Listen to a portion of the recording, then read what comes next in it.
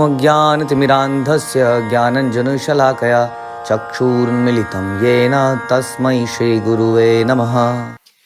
हरे कृष्णा। श्री चैतन्य चरितामृत मध्य लीला chapter 19 प्रयास संख्या 188। तो अलग अलग रसों की बातें अभी जारी रहेंगी कुछ समय तक। पंचरस स्थाई व्यापी रहे भक्त मने, सप्त गौण आगंतुक पाइये कारणे। भक्ति के 5 प्रत्यक्ष दिव्य रस भक्त के हृदय में स्थायी रूप से स्थित रहते हैं, जबकि 7 गौण भाव किन्हीं विशेष परिस्थितियों में सहसा प्रकट होते हैं और अधिक प्रबल प्रतीत होते हैं। जैसे हम कहें कि अगर दाल चावल कांस्टेंट रहेगा, लेकिन बीच में अलग अलग प्रकार की कोई फ्राइम्स आएंगे, कोई चटनी आएगी, कोई फ्लेवर डिफरेंट आएगा, लेकिन वो रोटी सब्जी माना स्थायी रहेगा। तो उस प्रकार से ये रस स्थायी रहते हैं, लेकिन बाकी रस परिस्थितियों के अनुसार आते रहते हैं, जो कि एक वैरायटी पैदा करते हैं। जैसे हमने डिस्कस किया था कि कई बार भय, जैसे राधा रानी को एकदम से भय हो गया कि सामने सांप है इत्यादि, तो थोड़ी देर में वो एक डिफरेंट भाव पैदा करता है थोड़ी देर के लिए और अधिक प्रबल प्रतीत होता है। शांत भक्त नव योगेंद्र सनकादि यार, दास्य भाव भक्त सर्वत्र सेवक अपार। शांत भक्तों के उदाहरण में नव योगेंद्र तथा 4 कुमार आते हैं। दास्य भक्ति के उदाहरण में आते हैं असंख्य हैं, क्योंकि ऐसे भक्त सर्वत्र हैं। तो हमने पहले भी सुना था किस प्रकार से 4 कुमार जो कि ब्रह्मा जी के पुत्र हैं, नव योगेंद्र जो कि ऋषभ देव के पुत्र हैं, ये सब शांत रस में आते हैं। और दास्य रस तो बहुत सारे हैं, जैसे कि हम जब नवधा भक्ति की बात करते हैं तो उसमें हनुमान जी कहते हैं, लेकिन हनुमान जी के अलावा सर्वत्र श्रील प्रभुपाद उनकी जो परंपरा है चैतन्य महाप्रभु की, जिन्होंने सिखाया दास दास दास अनुदास, ये भी कई सारे भक्त इसमें दास भाव में होंगे, कई सारे इनमें से साख्य में भी होंगे। इस प्रकार से सख्य भक्त श्री मादाम आदि पूरे भीमार्जुन, वात्सल्य भक्त माता पिता यत गुरुजन। वृंदावन में सख्य भक्तों में सिदामा और सुदामा, द्वारका में भीम तथा अर्जुन, वृंदावन में वात्सल्य प्रेमी भक्त माता यशोदा और पिता नंद महाराज, द्वारका में वसुदेव और देवकी, अन्य गुरुजन भी वात्सल्य प्रेमी भक्त हैं। मधुर रसे भक्त मुख्य व्रजे गोपीगण, महिषी गण लक्ष्मी गण असंख्य गणन। माधुर्य प्रेम में प्रमुख भक्त हैं वृंदावन की गोपियां, द्वारका की पटरानियां और वैकुंठ की लक्ष्मियां, इन भक्तों की संख्या अनंत है। तो द्वारका की पटरानियां, वैकुंठ की लक्ष्मियां, ये सब माधुरी में है। माधुरी में भी हम जानते हैं बहुत सारे डिवीजन हैं जो हम सुनते हैं। तो एक हमने सुना था कि legally like Lakshmi's and Dwarka पत्नियां, और गोपियां जिनका कोई लीगल रिश्ता नहीं है, पर की अभाव जिसको हम कहते हैं, उसमें भी फिर अलग अलग वैरायटी, उसके अंदर भी अलग अलग वैरायटी। पुनः कृष्ण रति हय द्वैत प्रकार, ऐश्वर्य ज्ञान मिश्रा केवला भेद आर। कृष्ण रति 2 प्रकार की है, पहली ऐश्वर्य ज्ञान मिश्रित रति तथा दूसरी ऐश्वर्य ज्ञान रहित रति, केवला शुद्ध।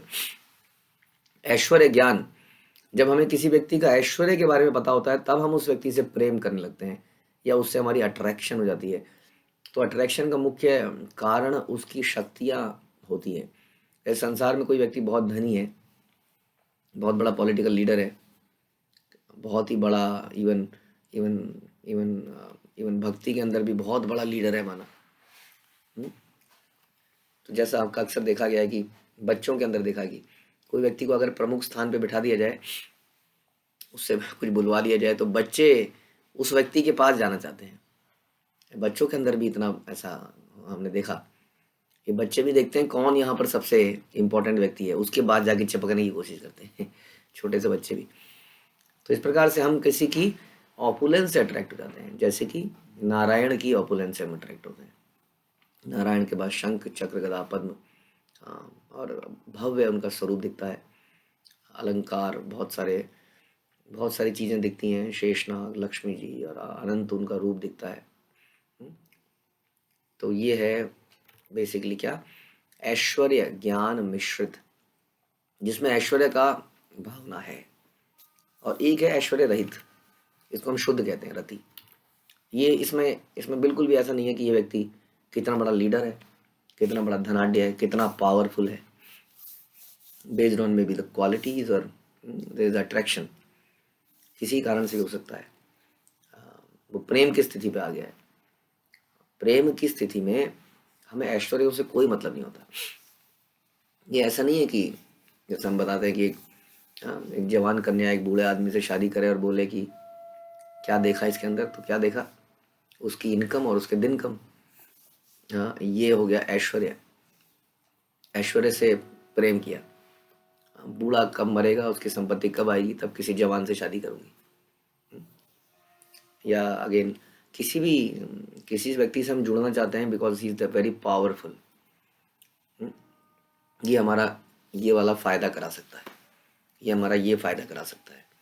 भक्ति में आने के बाद भी ऐसा हो सकता है बिल्कुल, कि हमें कोई ना कोई फेवर की आवश्यकता रहती है, तो हम उस व्यक्ति से कई बार अट्रैक्ट होके उधर को चले जाते हैं। इसको हम शुद्ध भक्ति नहीं कहते हैं, क्योंकि यही भक्ति फिर रेप्लिकेट होती है भगवान के साथ भी। जैसे भक्तों के साथ भी हम संबंध यही सोच के अगर बनाते हैं कि मुझे कुछ फायदा हो जाएगा, कुछ फेवर मिल जाएगा, या ये व्यक्ति मेरी दीक्षा करा देगा फॉर एग्जाम्पल। कई बार हमने ऐसा भी देखा, कई बार कुछ बाहर से कुछ व्यक्ति आते हैं जो कुछ भक्तों को बिबिल्डर करने का प्रयास करते हैं। तुम्हारी दीक्षा नहीं हुई इतने सालों से, मैं तुम्हारी दीक्षा कराऊंगा, मेरे पास आओ। तो ये हेतु हो गया इसके अंदर कोई, ये this is not a pure love, because इसी तरह का फिर हमारा भाव अगर रहेगा तो भगवान के साथ भी तो वैसे ही रहेगा ना। क्या सोचते हैं आप? भगवान के साथ भी हम सोचेंगे जब तक मेरा अच्छा होता रहेगा, जब तक मेरे परिवार का अच्छा होता रहेगा, तब तक तो हम भक्ति कर पाएंगे। लेकिन जैसे ही कुछ उल्टा होने लगेगा तो हम भक्ति छोड़ भी देंगे। इसलिए इसको शुद्ध भक्ति नहीं कहते हैं। ये ऐश्वर्य ज्ञान मिश्रित है, इसके अंदर उस ऐश्वर्य का भाव है, उसका बोध है। हाँ, लाइक वृंदावन वासियों को ये बोध हो ही नहीं पाता था कि ये कृष्ण इतने बड़ी बड़ी लीलाएं करने के बाद, बताइए, पहाड़ उठाने के बाद, अघासुर मारने के बाद भी वो ज़्यादा देर तक इस भाव में नहीं रह पाते थे कि उस अनोखा बच्चा है। फिर भी उन्हें फिर वही भाव में आते थे। तो वो ऐश्वर्य रहित वृंदावन वासी कौन है? ऐश्वर्य रहित। और द्वारका वासी कौन है? ज्ञान ऐश्वर्य मिश्रित। द्वारका वासियों को इस बात का बोध है Krishna is not a ordinary person. तो जब हम किसी व्यक्ति से प्रेम या उससे अट्रैक्शन उसके किसी भौतिक ऐश्वर्य के कारण है, तो अब हम कह सकते हैं, और भगवान से भी, भगवान की शक्तियों के कारण, क्योंकि भगवान सब शुभ करेंगे, भगवान सारे विघ्न हटाएंगे। अगर नरसिंह देव की पूजा हम यही सोच के करते हैं कि वो हमारे विघ्न हटाएंगे, तो सच मानिए तो प्रेम तो नहीं है। नहीं, ऑल्दो हम कहते तो हैं कि सर्व भक्ति विघ्न विनाशक, तो भक्ति विघ्न विनाशक से मतलब थोड़ा डिफरेंट होता है। भक्ति विघ्न विनाशक जो हम कहते हैं, तो हम ये कह रहे हैं कि मेरे हृदय में भौतिक इच्छाएं ना आए। यही तो है भक्ति का विघ्न। क्या है भक्ति में? भौतिक इच्छाएं। तो वास्तव में यदि नरसिंह देव से ये मांग रहे हैं तो उसको हम ऐश्वर्य युक्त नहीं कह सकते, यानी कि हम शुद्ध प्रेम मांग रहे हैं, भक्ति मांग रहे हैं। लेकिन यदि हम मांग रहे हैं कि नरसिंह भगवान ये वाला विघ्न हटाए, ये वाला विघ्न हटाए, कोई नया बिजनेस है नरसिंह पूजा करा ली जाए, कोई नया है नरसिंह भगवान को घर के बाहर लटका दिया जाए, या वगैरह वगैरह, तो मैं इसीलिए यही उदाहरण है कि भक्ति में आकर भी ये हो सकता है मिश्रण। तो हमें नरसिंह भगवान की क्यों पूजा करते हैं? क्योंकि वो शक्तिशाली है, वो हमारी रक्षा करेंगे। किसकी रक्षा करेंगे? शरीर की, परिवार की, बिजनेस की, नौकरी की, अशुभ घड़ियों की। तो ये फिर वो क्या हो गया? ठीक है, it is not bad, but is not, ये शुद्ध नहीं है। जो यहाँ पे दो बताई गई, पहली ऐश्वर्य ज्ञान मिश्रित और दूसरी ऐश्वर्य ज्ञान रहित। तो केवला ऐश्वर्य ज्ञान रहित शुद्ध भक्ति के लिए हमें प्रयास करना चाहिए। गोकुले केवला रति ऐश्वर्य ज्ञान हीना, पूरी द्वये वैकुंठाद्ये ऐश्वर्य प्रवीणा। ऐश्वर्य ज्ञान विहीन शुद्ध रति गोलोक वृंदावन में पाई जाती है। और आप और हम जो हैं, और लोग गोलोकवासी तो नहीं है, लेकिन हम क्या करने की कोशिश कर रहे हैं? हम कोशिश कर रहे हैं गोपिर भरतुर पद करने, और हम गोपियों के ही पद चिन्हों पर चलने का प्रयास कर रहे हैं, उन्हीं के दास दास दास दास बनने का प्रयास कर रहे हैं। इसलिए ये भाव हमें अंगीकार करना चाहिए। ऐश्वर्य ज्ञान विहीन शुद्ध रति एक गोलोक वृंदावन में पाई जाती है, जहाँ पर और उसके लाइव एग्जाम्पल हम सुनते हैं कि how Krishna kind of neglected, Krishna ने गोपियों को एक तरह से नेग्लेक्ट ही कर दिया। और हमें अगर कोई नेग्लेक्ट कर देता है तो हमें बड़ा बुरा लगता है कि नहीं? रोज ऐसे ही कुछ खबरें, कुछ विवाद सुनते रहते हैं, भक्तों के आसपास में भी पति पत्नी रिलेशन में भी, कहीं पर भी, मित्रों में भी। मुझे इग्नोर कर दिया, मुझे नहीं पूछा, उनको उसको बुलाया, उसको बुलाया, मुझे नहीं बुलाया, बहुत कुछ हो जाता है। तो ये क्या है, इसमें सब में कुछ कुछ ना कुछ हेतु है। यहाँ पर ऐश्वर्य ज्ञान विहीन शुद्ध रति गोलोक वृंदावन में पाई जाती है। ऐश्वर्य तथा ज्ञान से युक्त रति मथुरा तथा द्वारका, इन दो पुरियों तथा वैकुंठ में पाई जाती है। इसलिए भगवान का जो रूप सौंदर्य है वो भी इन जगहों में डिफरेंट होता है। उनका जो कपड़े पहनने का ढंग है, यही आपको याद होगा कि कुरुक्षेत्र में जब भगवान आए थे द्वारका से सूर्यास्त के समय पर, तब जब वहाँ पर वृंदावन वासी आए और गोपियों ने भगवान को देखा तो गोपियों ने कहा तुम वही व्यक्ति तो हो, लेकिन वो व्यक्ति नहीं भी हो, क्योंकि तुम एकदम राजसी ठाट में हो, तुम्हारे आसपास सेना है, तुम्हारे कपड़े ऐसे हैं, चलो तुम हमारे साथ वृंदावन चलो। वृंदावन जहाँ पे यमुना तीर वनचारी तुम्हें बनना पड़ेगा। हाँ, तुम्हें, तुम्हारे पास वन, क्या कहता है, वन फूल माला, वैजंती माला लगेगी। ये मोतियों के हार नहीं चाहिए, जंगल के पत्ते फूल तुम्हारे गले, तुम्हारे मुकुट की शोभा बनेंगे। तुम्हारे हाथ में मुरली होगी, चक्र तलवार धनुष नहीं होगा। तुम एक गोप की का वस्त्र पहने होगे। तो वो कृष्ण हम ढूंढ रहे हैं, तो चलो हमारे साथ। इस प्रकार से गोपियाँ वहाँ भाव रखती हैं। तो द्वारका और मथुरा का भाव डिफरेंट है, तो हमें द्वारका मथुरा का भाव ना अपना के वृंदावन का भाव अपनाना है, जिसमें हम भगवान से प्रेम इसलिए नहीं करते कि वह सब कुछ शुभ करेंगे, क्योंकि वो सर्वशक्तिमान है। हाँ, सर्वशक्तिमान का हमें ज्ञान तो है, क्योंकि ज्ञान लेना भी बड़ा ज़रूरी है ना, क्या करें। ज्ञान के बाद ही आदमी का जो कन्फ्यूज़न ख़त्म होता है कि कौन कंट्रोलर है, कौन नेचुरल। हमारे अंदर अभी कृष्ण भक्ति नहीं है, इसलिए प्रारंभ में हम भगवान के ऐश्वर्यों के बारे में भी सुनते हैं, जानते हैं, हम विराट रूप को सुनते हैं, क्रिएशन के बारे में सुनते हैं, हम समझते हैं कि कृष्ण कितने महान हैं। लेकिन धीरे धीरे जब भक्ति में आगे बढ़ते हैं तो हमें इससे कोई मतलब नहीं है कि हमारे साथ फेवर किया गया कि नहीं। कृष्ण प्रेम ही सबसे बड़ा फेवर है। ऐश्वर्य ज्ञान पर धान्य संकुचित प्रीति, देखी या न माने ऐश्वर्य केवल आर रीति। ऐश्वर्य प्रधान होने पर भगवत प्रेम कुछ संकुचित हो जाता है। किंतु केवला भक्ति में भक्त कृष्ण की असीम शक्ति को देखते हुए भी अपने आप को उनके समान मानने लगता है। ये बड़ा थोड़ा पेचीदा विषय है कि समान मानता नहीं है और समान मान लेता है। यही हम डिस्कस कर रहे थे सात के भाव में, कि उसके अंदर ये तो है कि आई एम सबॉर्डिनेट, हाँ, लेकिन फिर भी वो भगवान के साथ प्रेम संबंध बनाता है। फॉर एग्जाम्पल, जैसे कई बार कोई छोटा सा व्यक्ति किसी बड़े व्यक्ति को अपने घर में खाने के लिए बुलाए, अब वो जानता है वो छोटा सा व्यक्ति है, क्या बुलाएगा। बड़े व्यक्ति और छोटे व्यक्ति का बड़ा प्रेम था, माना एक राजा और एक छोटे से ब्राह्मण का बहुत प्रेम था। ब्राह्मण ने राजा को एक दिन बुलाया, आप मेरे घर आइए ना। वो उनके घर में आया। अब अपने घर में बैठाना, उनको थाली, अपनी थालियों में देना, परोसना, जो भी उसकी कैपेसिटी थी। यहाँ पर एक तरह से समानता भी आ गई ना, क्योंकि राजा राज सिंहासन में बैठता है और कितने उसको चीज़ें मिलती हैं, सोने की थालियाँ होती हैं, और ब्राह्मण सोने की थाली नहीं दे सकता है, लेकिन वो अपने घर में बुला के, जैसे सबुरी है, सबुरी, अब सबुरी जो है बेर को चख रही है और फिर खिला रही है, तो एक तरह से कह सकते हैं ना समानता हो गई। लेकिन समानता नहीं है वास्तव में, है भी और नहीं भी है ना। तो प्रेम जब हो जाता है तो एक तरह की समानता हो जाती है। लेकिन उसमें व्यक्ति का जो, हमारा जो भाव है वो यही है कि आई हैव टू सर्व, लेकिन सर्विस में भी प्रेम है। ऐश्वर्य में आदमी डरता, नहीं नहीं नहीं नहीं, मैं नहीं कर सकता जी, सॉरी सॉरी सॉरी, मैं नहीं हाथ लगाऊंगा, मैं ये नहीं करूंगा, नहीं नहीं ऐसा कैसे हो सकता है। उसमें थोड़ा सा ऐश्वर्य है इसका मतलब। हाँ, तो ये धीरे धीरे जो आगे बढ़ता है, इसको सहजिया, सहजिया नहीं कर सकते हम, जैसा हमने बताया, क्योंकि सहजिया किसी नियम का पालन नहीं करता है। ये जो समानता का विषय हम बात कर रहे हैं, इसमें भी व्यक्ति हमेशा इस भाव में तो रहता ही है कि मैं दास हूँ, दासो अस्मि, और सारे नियमों का पालन भी करता है। उसको करते हुए भगवान की सेवा आदान प्रदान करता है ना।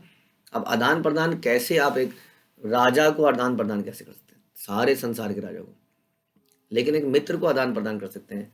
जैसे कि सुदामा भगवान के लिए गिफ्ट ले गया, आदान प्रदान हुआ ना, बल्कि आदान प्रदान क्या हुआ, प्रदान ही प्रदान हुआ। उन्होंने अपना जो भी चिवड़ा उनको दिया। अब बताइए, वो चिवड़ा उनके लिए सुटेबल नहीं था कृष्ण के लिए। हमारा जो रुक्मिणी जी, उन्होंने बोला कि नहीं नहीं नहीं, ये आपके लिए सुटेबल नहीं है, लेकिन भगवान ने छीन के उसको खा लिया, है ना। तो ये हो गया, ये समानता हो गई एक तरह की। लेकिन समानता में भी सुदामा के हृदय में अधीनता भी है और समानता भी है कि वो गिफ्ट देना चाह रहे हैं। भगवान को कौन गिफ्ट दे सकता है? जैसे हम लोग भोग लगाते हैं, इसमें समानता भी है कि हम कैसे भोग लगा सकते हैं भगवान को। जिनकी किचन राधा रानी मैनेज करती हैं, हमारी तो बहुत सारी समस्याएं हैं किचन में भी, मन में भी। तो दोनों बातें हैं, इसलिए हम शुद्धता से नियम का पालन भी करते हैं भोग लगाते हुए, हाँ, और देते भी हैं, देना बंद नहीं करते हैं। तो ये यहाँ पे बता रहे हैं, शांत दास्य रस ऐश्वर्य कहाँ उद्दीपन, वात्सल्य सख्य मधुरता करे संकोचन। शांत तथा दास्य रस के स्तर पर कभी कभी भगवान का ऐश्वर्य प्रमुख होता है, किंतु वात्सल्य साख्य माधुर्य इनमें संकुचित, ऐश्वर्य संकुचित हो जाता है। ऐश्वर्य तो ऑलमोस्ट खत्म ही हो जाता है। लेकिन शांत और दास्य में ऐश्वर्य रहता है। हम भगवान को मानते हैं कि वो हैं, सर्वशक्तिमान है। अवश्य रक्षिबो कृष्ण विश्वास पालन, कृष्ण विल प्रोटेक्ट मी। मुझे लगता है कि माधुर्य में तो ये भी नहीं है, कृष्ण विल प्रोटेक्ट अस। हाँ, उनको ये भी नहीं लगता है कि हाँ, कमल कई बार ऐसा भाव, कई बार उसको हमें लगता है हमें कृष्ण को प्रोटेक्ट करना है, कृष्ण हमें कैसे प्रोटेक्ट करेगा, है ना। यशोदा माई और वो लोग सोचते हैं हमें कृष्ण को प्रोटेक्ट करना है, उल्टा। तो ये बता रहे हैं, वसुदेव देवकीर कृष्ण चरण वंदिल, ऐश्वर्य ज्ञाने दुहार मने भय हेल हैल। जब कृष्ण ने अपने माता पिता वसुदेव देवकी के चरण कमलों की वंदना करी, तो दोनों के मनों में उनके ऐश्वर्य के ज्ञान के कारण भय तथा आदर उत्पन्न हो गया। एक माता ने एक बच्चे को पैदा किया है, उसको प्रोटेक्ट करने का प्रयास करती है, गले में कर लेगी, दूध पिलाएगी। लेकिन यहाँ पर एक चतुर्भुज व्यक्ति आया है और वो बोल रहा है कि तुम पिछले जन्म में सुतापा थे, और इस प्रकार से बोल रहे हैं, तुम ये थे, तुम वो थे, तुमने तपस्या करी तो तुमने मुझे प्राप्त किया। अब दोनों हाथ जोड़ के खड़े हैं। हाँ, कौन? मम्मी पापा हाथ जोड़ के खड़े हैं, इसके अभी जो बच्चा आया है उसके। तो यहाँ पर क्या हो गया, जब भगवान ने वो सारी बातें बताई तो उन दोनों के हृदय में क्या हो गया, ज्ञान के कारण भय तथा आदर उत्पन्न हो गया उनसे। ये तो नारायण है, इज नॉट माई सन, ये साक्षात नारायण है, ऐसा भाव पैदा हो जाता है। तो ये मिश्रण हो जाता है इसमें, ऐश्वर्य का मिश्रण हो गया। जैसा हमने सुना, वासुदेव देव की द्वारका का भाव रखते हैं, जो कि ऐश्वर्य मिश्रित है। लेकिन यशोदा माँ के दिमाग में, यशोदा माँ को आपको कहानी याद होगी कि दामोदर भगवान को यशोदा माँ बांध देती है। बताइए, पहले तो भगवान को बांधने का दुस्साहस कौन कर सकता है? बांध दिया जाए और छोड़ती नहीं है। सोचिए, घंटों तक लग, जैसे जिद हो जाती है ना, जिद, तेरे को तो बांध के दिखा अपनी ताकत, दिखा अपनी ताकत, दिखा अपनी ताकत। अब भगवान ताकत दिखा रहे हैं, लेकिन कई बार कैसा जिद है, बांध के छोड़ूंगी आज तो, और बांध ही दिया। और थोड़ी देर में वहां पर कौन आते हैं? बलराम आते हैं। बलराम बोलते हैं, देखो माँ, बात को समझो, यू डोंट नो, ये साक्षात नारायण है। ये नारायण को तुम बांध रही हो? अच्छा, ये साक्षात नारायण है, और तू कौन है? वो तो मैं साक्षात संकर्षण। हाँ, तो उसको भी पकड़ के मारने को भागती है कि निकल जाए यहाँ से, नहीं तो तेरे को भी बांधूंगी। तो मतलब बताइए, यहाँ पर भय है ही नहीं बिल्कुल, और देवकी और वसुदेव के हृदय में एकदम से वहाँ पर आदर भय पैदा हुआ। लेकिन यशोदा माँ तो मारपीट पे चालू है, भगवान को ही बांधने को। बलराम जो है सारे संसार को अपने फनों पे, उनका एक एक्सटेंशन धारण करता है, और ऐसे बलराम को डरा के भगा दिया। और बलराम जी बोलते हैं कृष्ण से, बेटा भैया मैं तो कुछ नहीं कर पाऊंगा, यहाँ पर मामला बहुत खराब है, माँ जो है बहुत गुस्से में। तो ये दोनों में डिफरेंस है। देवकी वसुदेवश्च विज्ञाय जगदीश्वरो कृत संबंधनो पुत्रो सरस्वजाते न संकितौ। जब देवकी तथा वसुदेव ने यह समझ लिया कि उन्हें प्रणाम करने वाले उनके दोनों पुत्र कृष्ण तथा बलराम पूर्ण पुरुषोत्तम भगवान हैं, तो वह भयभीत हो उठे। उन्होंने उनका आलिंगन नहीं किया। जैसे हमने बताया, बच्चा पैदा होता है तो माँ आलिंगन करना चाहती है, उन्होंने आलिंगन नहीं किया उनका। वसुदेव ये बात बता रहे, अच्छा ये बात की बात बता रहे, ये बता रहे कृष्ण था बलराम कंस वध के बाद। तो कंस वध के बाद सारा मामला समाप्त हो गया, कारागार से निकाल लिया गया। लेकिन अब वो जान चुकी थी ना कि ये कोई साधारण व्यक्ति नहीं है, स्वयं नारायण है। वसुदेव देवकी ने अपने पुत्र द्वारा बलशाली असुर कंस का वध होते देखा और उसके तुरंत बाद उन्हें भवबंधन से मुक्त कर दिया गया। तब बलराम और कृष्ण ने देवकी तथा वसुदेव को नमस्कार किया, लेकिन उनको आलिंगन नहीं कर पाए, संकोच हो रहा था। हाँ, वात्सल्य में बाधा हो गई। वात्सल्य भाव तो है वात्सल्य भाव ही, लेकिन इसमें बीच में ये मिश्रण हो जाता है, हाँ, वैभव का। तो ये थोड़ा मिश्रित है, ऐसा नहीं है कि वात्सल्य नहीं है। फिर भी देवकी के हृदय में यही था, देवकी फिर भी चिंतित हो जाती थी ना भगवान के बारे में। तभी तो बोला कंस यहाँ पे आ जाएगा, तुम्हें यहाँ से चला जाना चाहिए। अभी तो प्रणाम किया, अभी दिखाया कि मैं चक्रधारी हूँ, मेरे को कैसे कंस कुछ कर पाएगा। लेकिन क्योंकि वात्सल्य भाव है, इसलिए फिर से भाव आ गया, नहीं नहीं तुम्हें कंस आ जाएगा यहाँ पे, तुम्हें निकल जाना चाहिए। तो वासुदेव छोड़ के आए। और ना वासुदेव छोड़ के क्यों आते, ये तो साक्षात नारायण ही आ गए। तो दोनों का मिश्रण है यहाँ पर। कृष्णेरा विश्वरूप देखी अर्जुनेरा हैल भय, सख्य भावे धारष्टया क्षमा पाया करीला करिया विनया। जब कृष्ण ने अपना विराट रूप दिखाया तो अर्जुन भयभीत हो उठा और उसने मित्र रूप के में कृष्ण के प्रति दिखलाई गई धृष्टता के लिए क्षमा मांगी। अब जैसा हमने बोला, यहाँ पर भी ये बीच में भाव आ गया भय का, ऐश्वर्य का। जैसा हम डिस्कस कर रहे हैं ना कि 5 भाव स्थायी हैं, बीच में बाकी भाव आएंगे। तो अर्जुन स्थायी रूप से सख्य भाव में है, लेकिन बीच में ये ऐश्वर्य मिश्रित हो गया जब भगवान ने विराट रूप दिखाया। हाँ, मिश्रित हो गया। भगवान जो है भक्तों से शुद्ध प्रेम चाहते हैं वास्तव में। जैसा हम पहले भी डिस्कस करते आए कि यदि भगवान विराट रूप दिखा दें तो संसार के सारे लोगों का जो है गीला पीला सब हो जाएगा, पैंट कमीज में सब निकल आएगा उस रूप को देखकर। हाँ, बड़े से बड़ा आतंकवादी, बड़े से बड़ा नास्तिक भी, हाँ, हरे कृष्णा, हाँ, देखते ही विराट रूप को। लेकिन ये नहीं है, भगवान इसको नहीं चाहते हैं। हाँ, इसलिए भगवान भक्त को प्रेम डेवलप करने का मौका देते हैं इस संसार में। तो यहाँ पर यही दिखा कि अर्जुन जो है साख्य भाव में है परमानेंटली, बट उसके अंदर बीच में ये विराट रूप देखकर ऐसा भाव पैदा हुआ। सखेति मत्वा प्रथमं विदुत्तम, हे कृष्ण हे यादव हे सखेति, अजानता महिमानं तवेदं, मया प्रमाद प्रणयेन वापि, यच्चा वहा सार्थ मसत्कृतोऽसि, विहार शय्यासन भोजनेषु, एको अथवाप्युच्युत तत्समक्षम तत्क्षामये त्वामहं प्रमेयम्। मैंने आपकी महिमा ना जानने के कारण और आपको मित्र समझकर कई बार हे कृष्ण बोला। हे कृष्ण, भगवान का नाम लिया एक तरह से। हे यादव, हे मित्र, मैंने पागलपन या प्रेम में जो भी कुछ किया कृपया करके उसके लिए मुझे क्षमा कर दीजिए। एक ही बिस्तर पर लेटे हुए मैंने हास परिहास किया आपके साथ, खाया साथ साथ, बैठा साथ साथ, कभी अकेले में कभी अपने मित्रों के साथ, कई बार आपका अनादर भी किया, मजाक उड़ा दिया आपका। हे अच्युत, कृपया मेरे उन सारे अपराधों के लिए मुझे क्षमा कर दें, ऐसा गीता में हमने सुना। तो ये हो गया मिश्रण। कृष्ण यदि रुक्मिणेरा कैला परिहास, कृष्ण छाड़ी बेन ज्ञानी रुक्मिणेरा हैलत्रास। यद्यपि कृष्ण महारानी रुक्मिणी से परिहास कर रहे थे, किंतु वे सोच रही थी कि कृष्ण उनका साथ छोड़ने वाले हैं, जिससे उन्हें भय लग गया। ये प्रसंग बड़ा ही रोचक है, जिसमें भगवान रुक्मिणी जी को छेड़ देते हैं और रुक्मिणी जी इतने भय में आ जाती है कि काइंड ऑफ बेहोश ही हो जाती है। हाँ, तो वो इस बात को झेल नहीं पाती हैं, क्योंकि वहाँ का जो रिश्ता है वो माधुर्य तो है, लेकिन उसमें सम्मान भी है। लेकिन गोपियों का कैसा है, गोपियाँ कृष्ण को बांध देती हैं, उनको लड़की बना के उनके लड़कियों के कपड़े पहना देती हैं, उनको नचवाती हैं। तो बहुत ही डिफरेंट हो गया। तस्या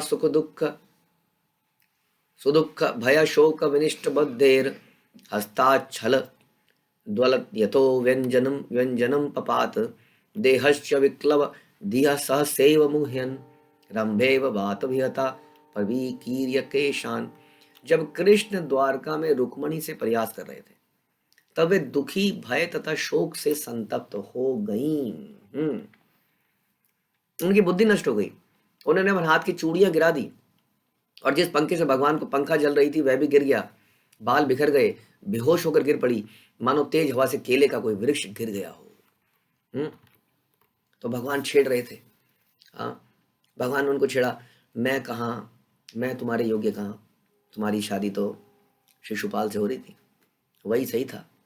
हाँ, मैं बीच में आ गया, अनवांटेड जैसा आके तुम्हारा, मेरी क्या ज़रूरत है। कई बार ऐसा ना होता ना, हम भी बोलते हैं कई बार प्रेम में कई बार ऐसे बोलते हैं, मेरी क्या ज़रूरत है, अब तो हम चले जाते हैं, जी लोगे आप तो जी लोगे ना। तो रुक्मणी इतने को झेल नहीं पाई और बेहोश ही हो गई इतनी देर में। ये भागवत में आता है, हमने इसका कथा भी एक बार करी थी। तो श्रीमद् भागवत का है, जब जो कृष्ण अपने शयन कक्ष में रुक्मणी के साथ बात कर रहे थे, उसका निर्देश करता है। उनकी निष्ठा की परीक्षा करने के लिए कृष्ण उनसे परिहास करने लगे कि मैं दीन हूँ, तुम्हारा प्रेमी बनने योग्य नहीं हूँ। हाँ, रुक्मणी समझ नहीं पाई, उसको लगा कृष्ण मुझे त्यागने वाले हैं। इस गलतफहमी से वो दुखी हो गई, सब कुछ गिर गया, वो खुद भी गिर गई। तो ऐसा इसमें थोड़ा सा ऐश्वर्य है। यहीं पर गोपियां और अगर वो होती तो वो उल्टा वही नाराज हो जाती। हाँ, और कृष्ण को हो सकता है पहले डांटती, फटकारती, हो सकता है कुछ पीट पाट देती, और फिर नाराज हो जाती, मान दिखा देती, मान लीला। और फिर उल्टा कृष्ण उसको छेड़ने आए थे, उल्टा कृष्ण ही मनाने चले जाते। ऐसा हो जाता है। वहां पे क्या है, ऐश्वर्य रहित है। केवलार शुद्ध प्रेम ऐश्वर्य न जाने, ऐश्वर्य देखिए लेयो निज संबंध से माने। केवल अशुद्ध भक्ति की अवस्था में भक्त अनुभव करते हुए भी कृष्ण के असीम ऐश्वर्य को नहीं मानता। अनुभव भी कर रहा है, नहीं मानता है। अगेन जैसे गोपियां हैं, अभी अभी देखा कि भगवान ने कुंड बना दिया 1 सेकंड में, सारी पवित्र नदियां कुंड में जा रही हैं, फिर भी गोपियों ने हार नहीं मानी। भगवान ने कहा, do you need any help, या नहीं, डोंट नीड योर हेल्प, तुम तो पापी हो, पापी। तुमने एक गाय प्रजाति के बैल को मारा है, गाय प्रजाति के व्यक्ति को, अरिष्टासुर को मारा है, पापी हो, हाथ मत लगाओ। मैं अभी देखा कि उन्होंने कुंड बना दिया है। हाँ, उस कुंड में सारी नदियां आ गई हैं। अब बताइए, ऐसा व्यक्ति जिसको सारी नदियां नहलाने के लिए आ रही हैं, अब वो पापी कैसे लेकिन आना, नहीं आप सिंफुल हो, मान ही नहीं है। तो देखती भी हैं लेकिन उसके ऐश्वर्य को मानते नहीं है। वह कृष्ण से अपने संबंध के विषय में ही गंभीरता से विचार करता है। जब भक्त कृष्ण के साथ विशेषता सख्य भाव में अनन्य भक्ति की अवस्था को प्राप्त करता है तो वह भगवान के ऐश्वर्य को देखते हुए भी उन्हें भूल जाता है और अपने आप को कृष्ण के समकक्ष मानने लगता है। कृष्ण से समता करने का वस्तुतः प्रश्न ही नहीं उठता, किंतु भक्त कृष्ण भावना में इतना उन्नत हो जाता है कि वह कृष्ण के साथ सामान्य व्यक्ति के समान व्यवहार कर सकता है। जैसा कि हम देखते हैं, उद्धव है, भगवान उद्धव से सलाह कर रहे हैं, बताइए उद्धव क्या करना चाहिए ऐसे में? क्या जरासंध को मार देना चाहिए? हाँ, उधर से युधिष्ठिर महाराज को नीड पड़ी है, वो पुकार रहे हैं, वहाँ जाएं, राजसूय यज्ञ की तैयारियां करनी है, वहाँ पे ज़रूरत है युधिष्ठिर महाराज को। उधर से जरासंध ने मुसीबत कर रखी है, क्या करें, उधर जाएं या उधर जाएं? उद्धव कंसल्ट कर रहे हैं भगवान को कि मुझे ऐसा लगता है कि ऐसा करना चाहिए। तो इस प्रकार से भगवान को जो है शुद्ध भक्त उनको बताने भी लगते हैं उल्टा। लेकिन जैसा बताया, वो प्रेम बहुत ही शुद्ध भाव है, उसमें कहीं भी फिर भी एरोगेंस नहीं आती है कि हाँ अब मैं मेरे अंदर पावर आ गई है, या ये तो मेरे पर डिपेंडेंट हैं, ऐसा हो जाता है कई बार। कई बार किसी को हायर पोजीशन अगर मिल जाती है तो सही, इस संसार में क्योंकि हमारे अंदर अशुद्धियाँ हैं, हमारे अंदर जो बराबरी का भाव आता है वो थोड़ा डिफरेंट वाला आता है। हम बराबर समझने लगते हैं तो हम बराबर ही बन जाते हैं। हमें लगता है अब बहुत साल हो गए ना, ये तो बुढ़िया गए हैं और हमने, हाँ अब प्रभुपाद ने तो इतने साल में किया, हमने वो काम 25 साल में कर दिया, तो हम बड़े हो गए। ऐसे कुछ उटपटांग भाव आ सकते हैं। तो ये भावों का नकल मानना इज नॉट करेक्ट। त्रय्या चोपनिषद्भिः त्रय्या च उपनिषद्भिः च सांख्य योगिश्च सात्वतै उपगीयमान महात्म्यम हरि सामयंतात्मजम। जब माता यशोदा ने कृष्ण के मुंह के भीतर सारे ब्रह्मांडों को देखा तो थोड़ी देर के लिए आश्चर्यचकित हो गई। अब देखिए देवकी ने भी देखा, हाँ वसुदेव ने भी देखा, उन्होंने तो सारे ब्रह्मांड को नहीं देखा, उन्होंने तो केवल कृष्ण को इस प्रकार से चतुर्भुज रूप में देखा। लेकिन यहाँ पर यशोदा माँ ने तो सारा ब्रह्मांड भगवान के अंदर देख लिया। इसका मतलब एक प्रकार का विराट रूप देख लिया, सारे दर्शन पूरे ब्रह्मांड के खुद अपने भगवान के मुख के अंदर देख लिए। लेकिन फिर भी वो ज़्यादा देर तक उसमें आश्चर्यचकित नहीं हुई, उसको लगा कि कोई सपना है, कोई पागलपन हो गया, चक्कर हो गया, इसके ऊपर कोई भूत आ गया है, ऐसा।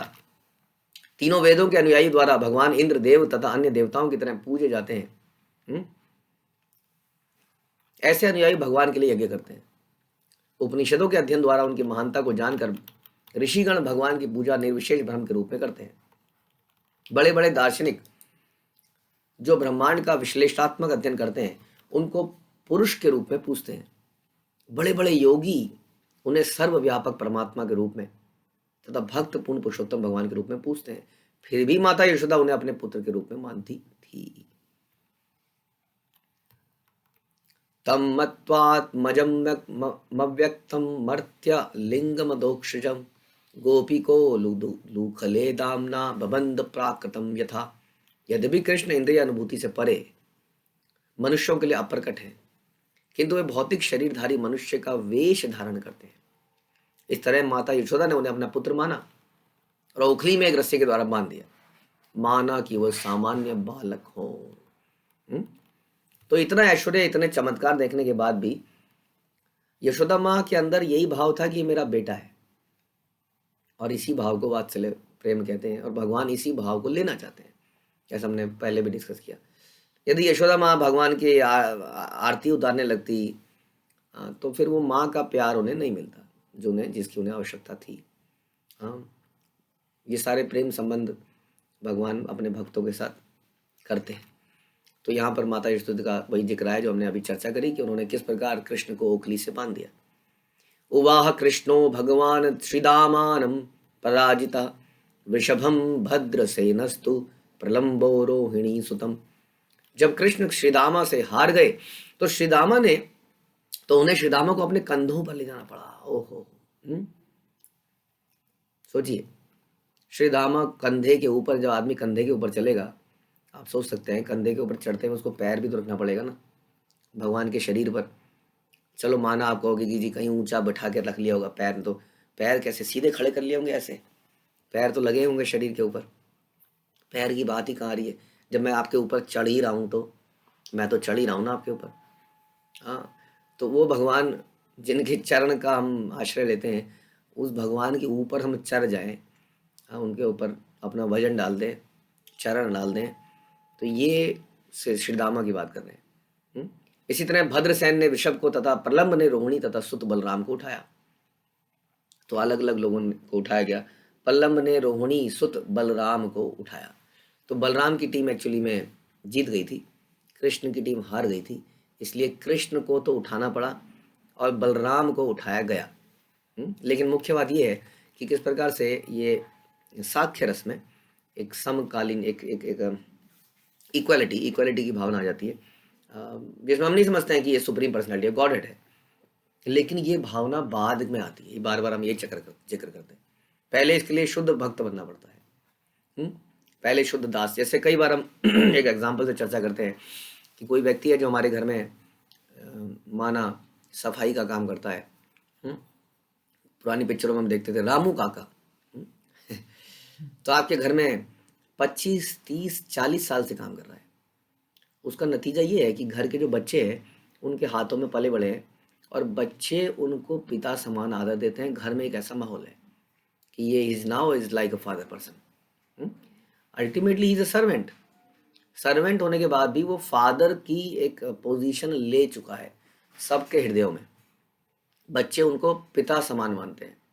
तो इसको कहते हैं कैसे वो दास व्यक्ति पिता बन जाता है तो दास ही, लेकिन वो पिता बन चुका है, पिता की पोजीशन ले चुका है।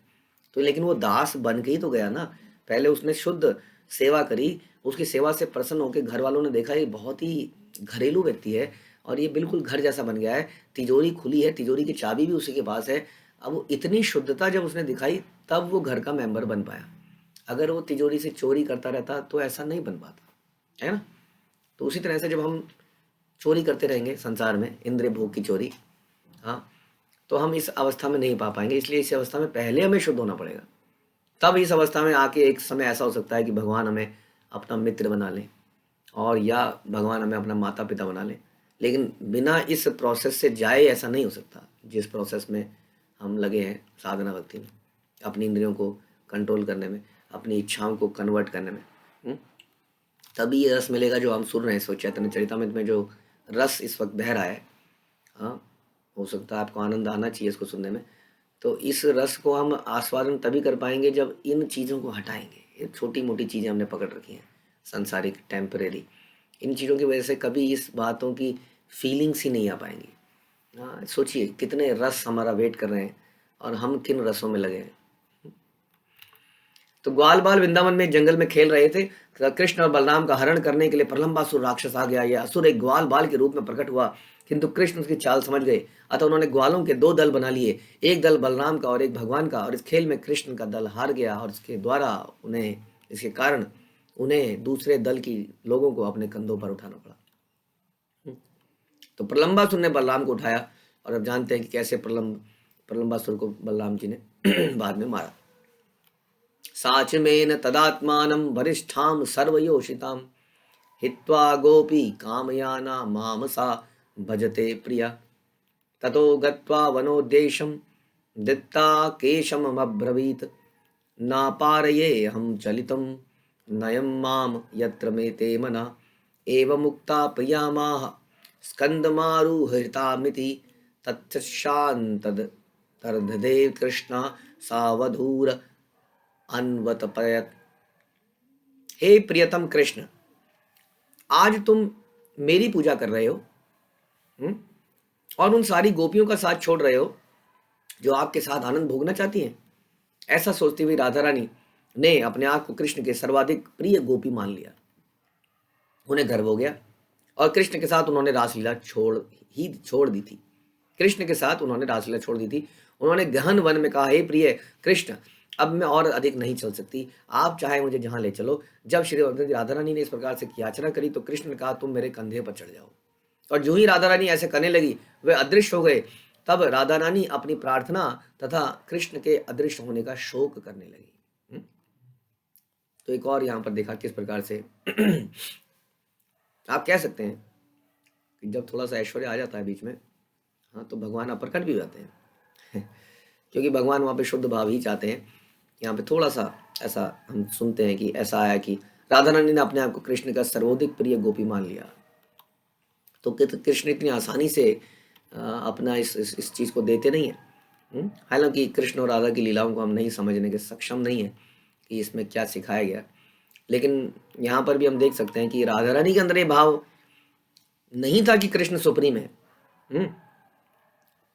और इस प्रकार से भगवान ने भी ये बोला कि तुम मेरे कंधे पे चढ़ जाओ। हम सुनते हैं किस प्रकार जब राधा रानी मान लीला करती हैं तो भगवान उनके चरणों में जाके क्षमा मांगते हैं। ऐसा हमने सुना। मान सरोवर लीला में किस प्रकार से वृंदावन में जो मान सरोवर है, जब राधा रानी रूठ गई तो भगवान ने अपने उनके चरणों पर अपना सर रख दिया। तो ये बात केवल एक भक्ति समझ सकता है कि सुप्रीम पर्सनैलिटी ऑफ गॉड कैसे चरणों में सर रख सकते हैं। वैसे ही रख सकते हैं जैसे वो सुदामा के चरण धो सकते हैं, वैसे ही जैसे वो नारद मुनि के चरण धो सकते हैं। तो ये भाव भक्त का आदान प्रदान का भाव है, इसमें ऐश्वर्य नहीं है। पति सुनात वय भ्रात बांधवान अति विलंघय त्यंत तागता गति विदस्त बोध गीत मोहिता कितव योषिता करस्त्य जैनिषि। हे कृष्ण, हम सब अपने पतियों, पुत्रों, परिवार, भाइयों, मित्रों के आदेश की अवहेलना करके उनका साथ छोड़कर आपके पास आई हैं। आप हमारी इच्छाओं के विषय में सब कुछ जानते हैं। अब तो हमारी परम संगीतमय बांसुरी से आकृष्ट होकर आई हैं। हम तो आपकी परम संगीतमय बांसुरी से आकृष्ट होकर आई हैं, तो भी आप बहुत बड़े ठग हो।